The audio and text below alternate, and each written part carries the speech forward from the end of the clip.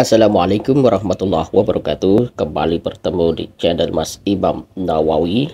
Sahabat sekalian, kita akan membahas tentang PDI Perjuangan yang memang menjadi sebuah, katakanlah ya, sebuah mahkota tanda petik ya, yang menjadi perbincangan banyak pihak.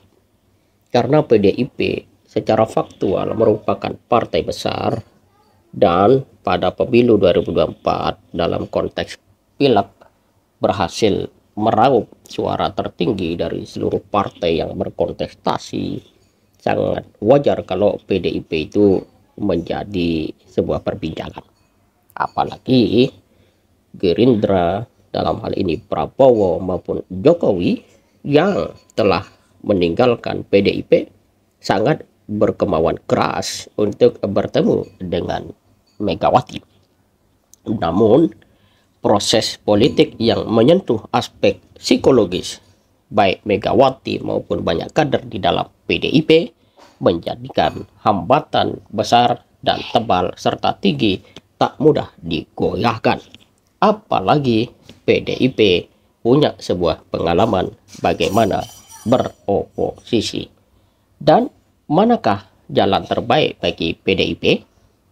Jika kita melihat beberapa fakta, sebaiknya memang PDIP langsung secara tegas mengatakan bahwa pihaknya mengambil posisi oposisi. Meskipun dalam konteks ini keputusan akan baru diambil menjelang atau ketika proses rakernas PDIP ya yang akan berlangsung. Jadi itu yang harus segera dibulatkan oleh PDIP. Yang kedua, langkah seperti ini menjadi oposisi ataupun koalisi, tapi sebaiknya oposisi tadi ya, itu bagi PDIP tidak sulit. Sejauh Megawati mengatakan oposisi, semua akan oposisi ya. Karena apa? Ya kata Ahmad Basaro, apapun keputusan Ibu Mega kelak, maka seluruh kader PDIP akan siap berada di dalam maupun di luar pemerintahan. Jadi sepenuhnya PDIP ada di dalam genggaman seorang Megawati. Kepemimpinan partai yang seperti ini satu sisi memiliki mungkin kekurangan, tapi sisi lain ada kelebihannya. Nah, lebih dari itu, kalau coba melakukan sebuah proses introspeksi, sebenarnya mengapa kemudian PDIP bisa berbeda haluan dengan Jokowi? Nah, berbeda haluannya itu mungkin bisa disebut banyak faktor ya. Mungkin faktor alam dan macam-macam gitu ya. Faktor alam ya mungkin ya kuasa Tuhan atau kehendak semesta begitu. Kemudian faktor-faktor interest yang mungkin satu sisi tinggi, sisi lain juga tinggi, pada saat yang sama arahnya berbeda. Nah, jika kita lihat hadirnya Jokowi adalah buah atau peran besar dari PDIP yang kemudian Megawati dengan sangat gigih menyampaikan gugatan ke MK, bahkan menjadi sahabat pengadilan untuk MK, maka sudah semestinya bahwa PDIP mengambil sikap oposisi. Apalagi banyak pihak menilai bahwa Prabowo merupakan ya presiden yang dalam tanda kutip, atau bahkan sebagian semua orang juga memahami seperti itu, telah disiapkan oleh Jokowi.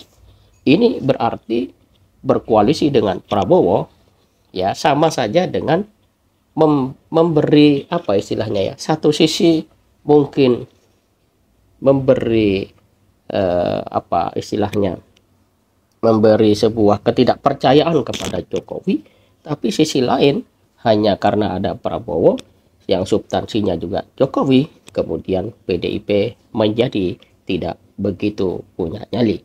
Artinya sama saja. Jadi ini yang pertama mengapa PDIP harus melakukan atau mengambil posisi sebagai oposisi. Dan kita akan lihat sejauh manakah PDIP mampu mengontrol pemerintahan Prabowo Gibran dengan efektif ke depan. Yang kedua, PDIP kaitan dengan pemerintahan Prabowo adalah sebuah hal yang sebenarnya sudah jelas, tampak beda haluan. Ganjar dan Mahfud merupakan calon dari PDIP.